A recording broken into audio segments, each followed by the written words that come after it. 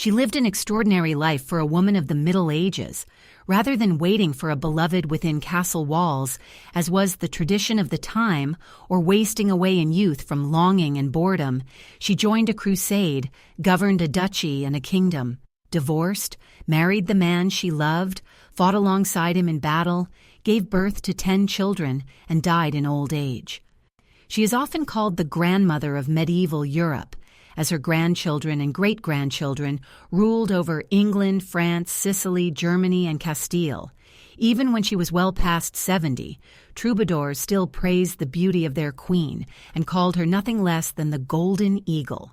Her unusual destiny was foreshadowed by her very name. In spring 1122, when the Duchess of Aquitaine gave birth to a daughter, Duke William X named her Eleanor, after his wife Eleanor. In Latin, Eleonora means the other Eleanor. Later sources would adopt the more modern name Eleanor. She was orphaned at 15 and became the richest woman in Europe, inheriting the Duchy of Aquitaine, a vast region in southwestern France, rich in fields, vineyards, fortresses, and ports.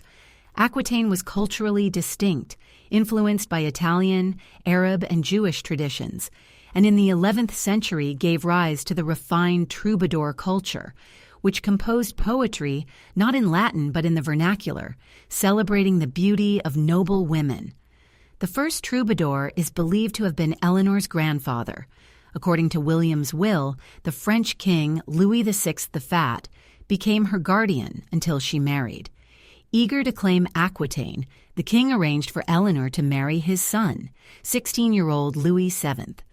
On the journey from Aquitaine to Paris, they learned of the king's death, making Eleanor Queen of France overnight.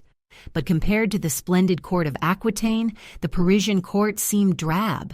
Her husband was devout, reserved, even cold. Raised in a monastery, Louis VII wore a hair shirt beneath his robes, prayed constantly, and dreamed of a crusade. According to one chronicler, he loved Eleanor deeply, almost excessively. While he attended to state affairs or led military campaigns, Eleanor grew restless. She tried to bring the lively atmosphere of her father's court to Paris, surrounding herself with troubadours, earning the disapproval of the king's advisors. According to sources, her mother-in-law considered her fickle, and church elders found her behavior improper. She differed from northerners not only in appearance and expression, but also in her free-spirited smile. Still, Eleanor remained true to herself in this foreign world. At first, she had no political influence. Even her own lands were governed by officials appointed by Louis. In 1138, when the king suppressed a rebellion in Poitiers, where townsfolk had formed a commune, he placed his men in charge.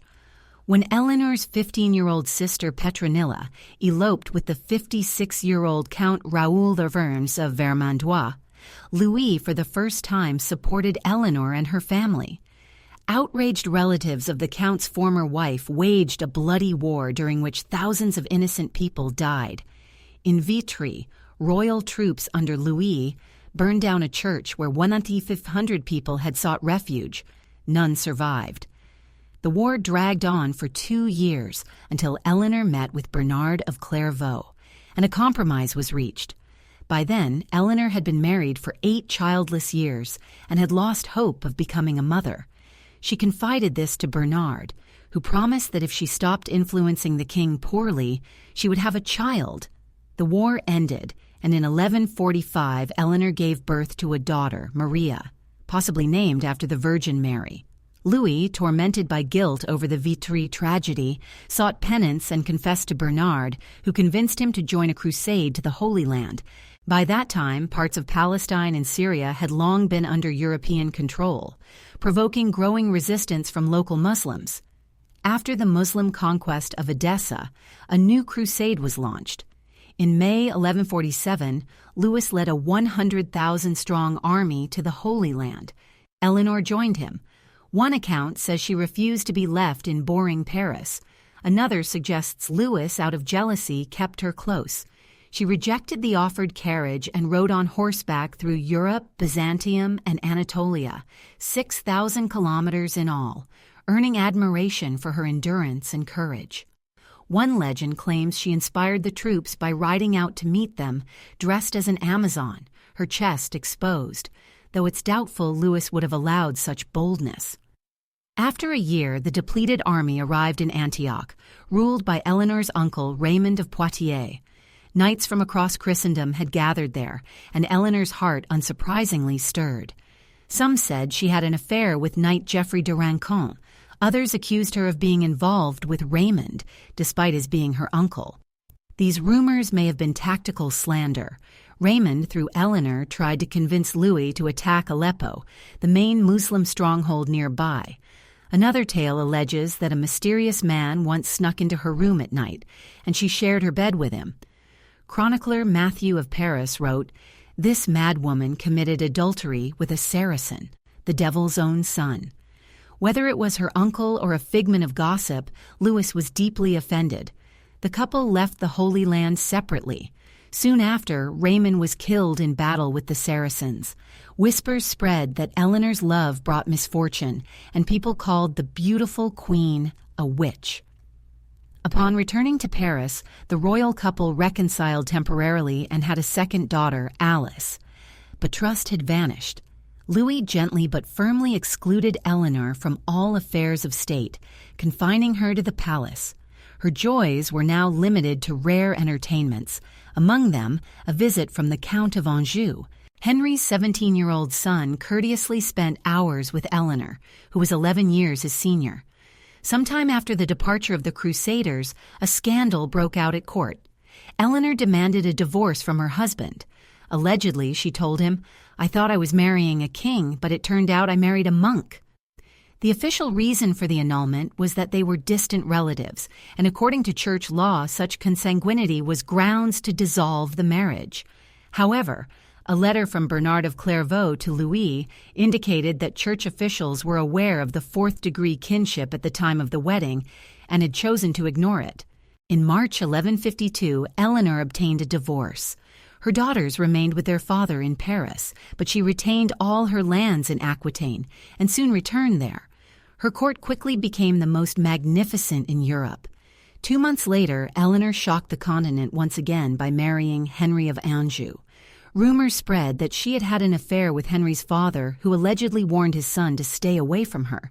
Meanwhile, Henry was consolidating his power.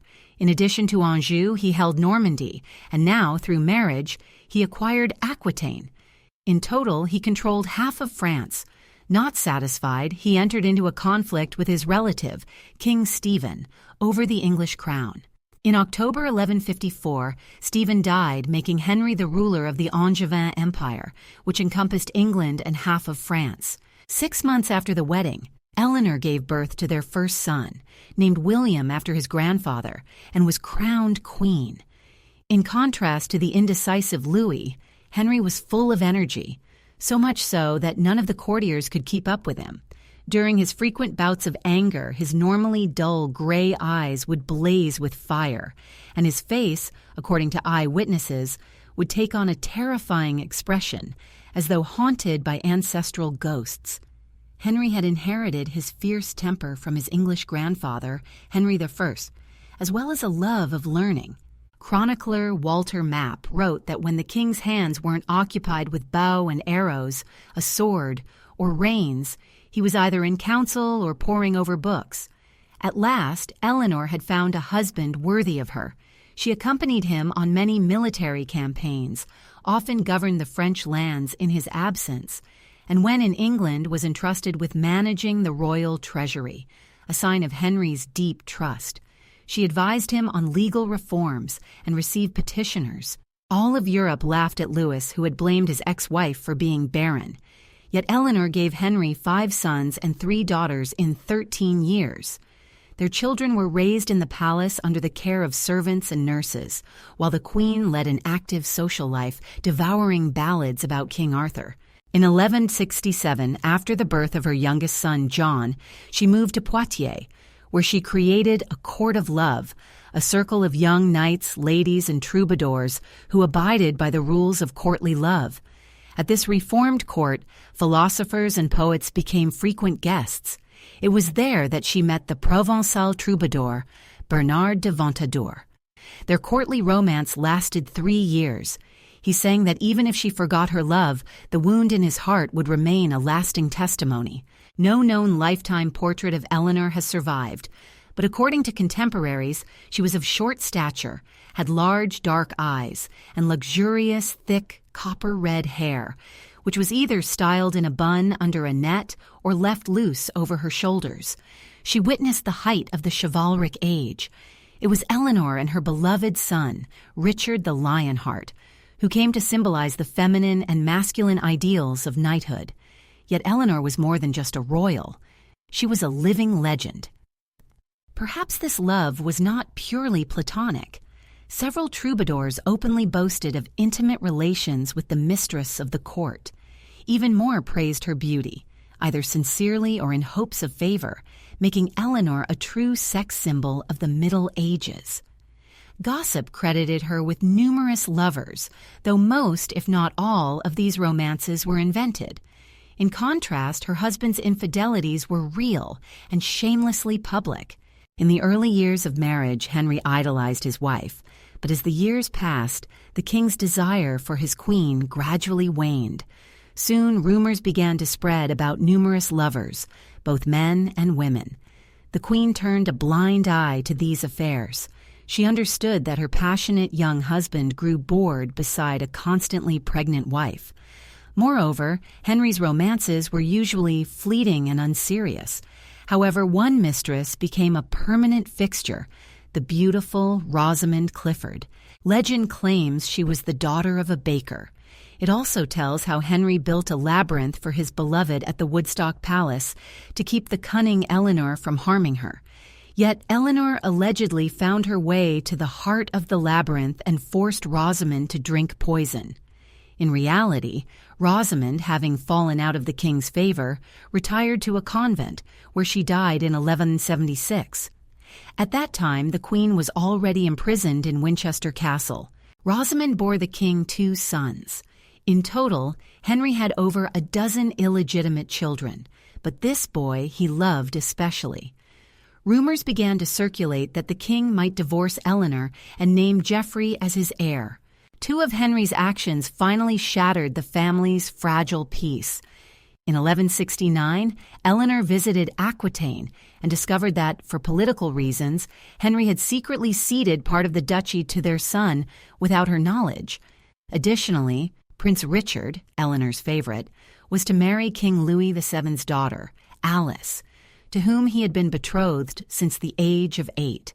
But Henry became so enamored with his son's growing bride that he took her as his mistress.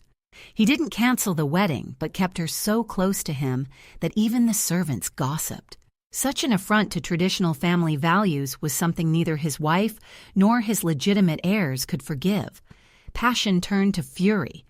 Eleanor and Henry had a serious falling out, and she fled to Aquitaine, taking their elder sons with her and leading a rebellion of Aquitanian barons in 1173.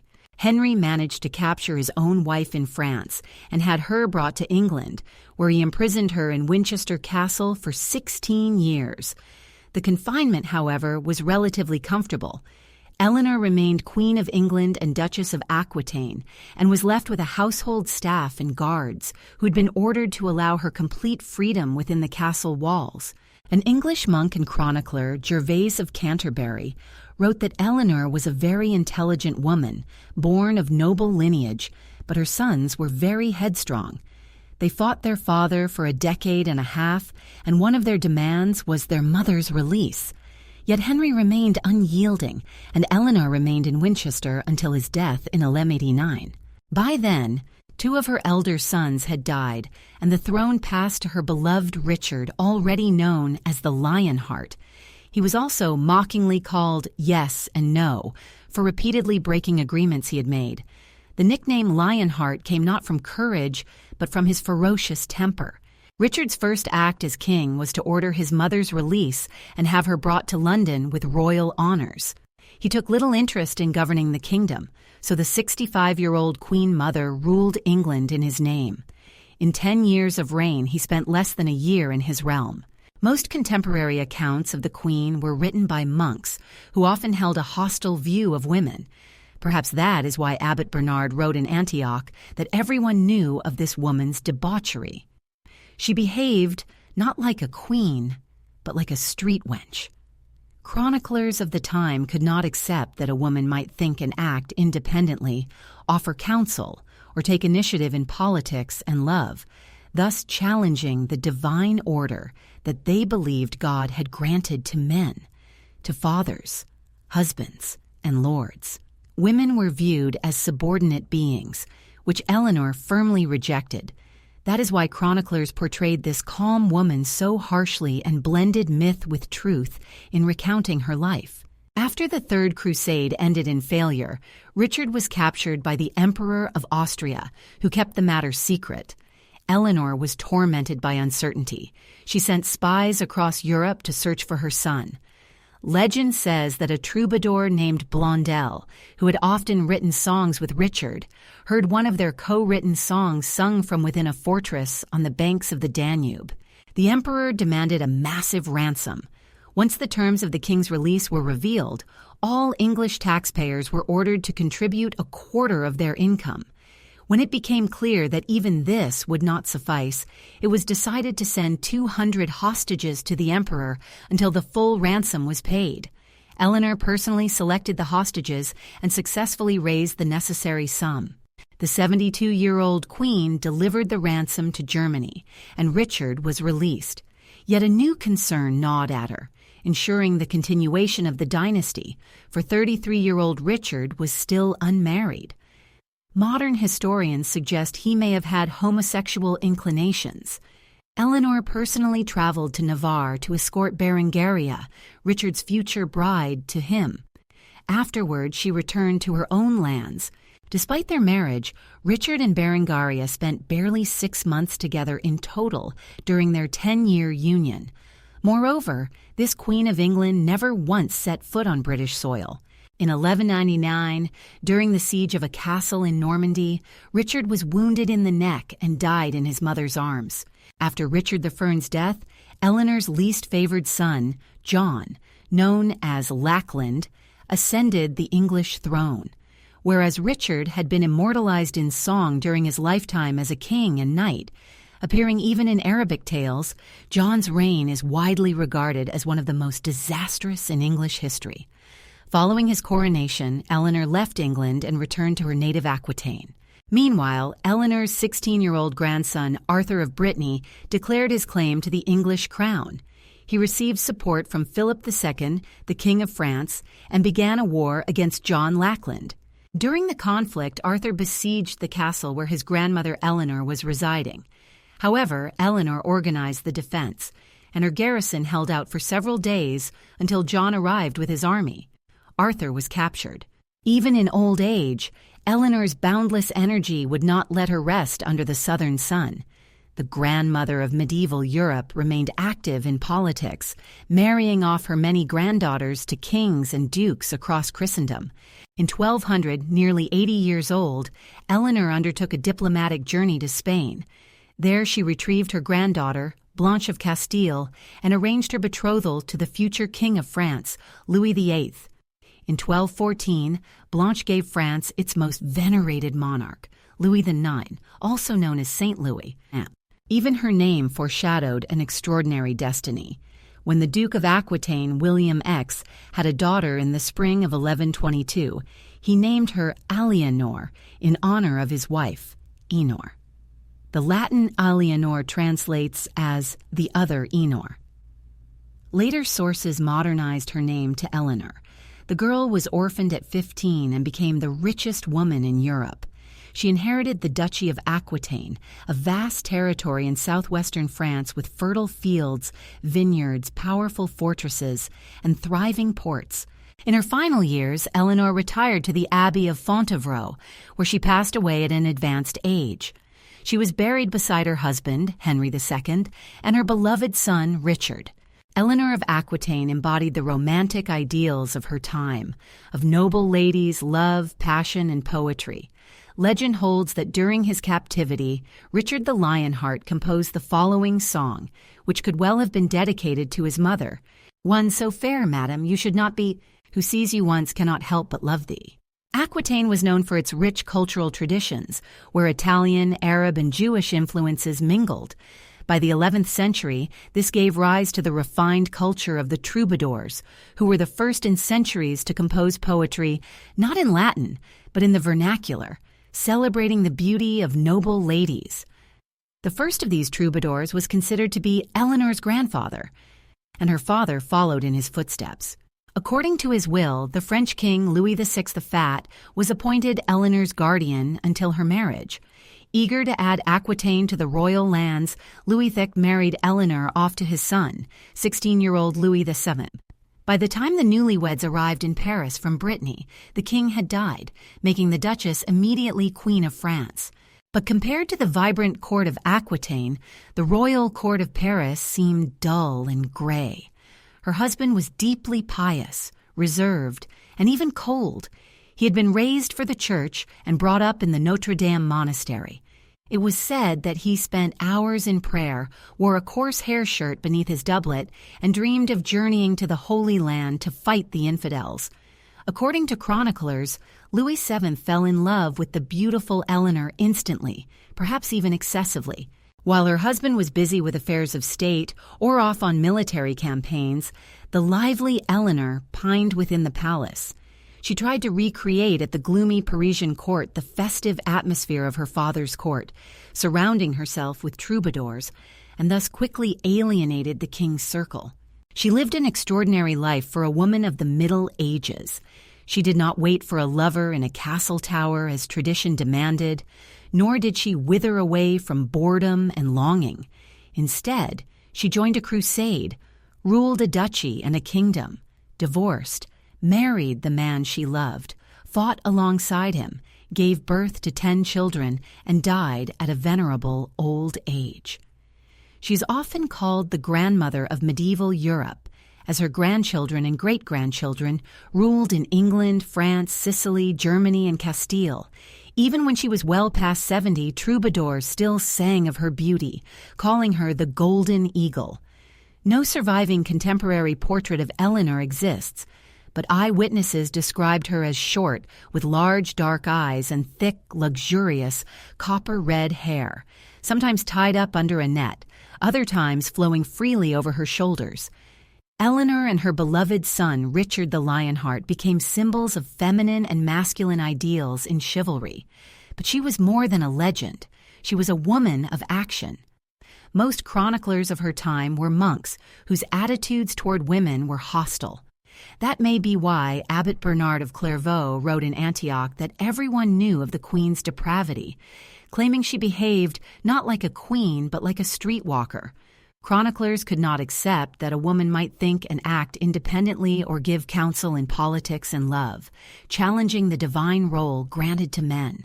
To them, women were subordinate, secondary beings, something Eleanor never accepted.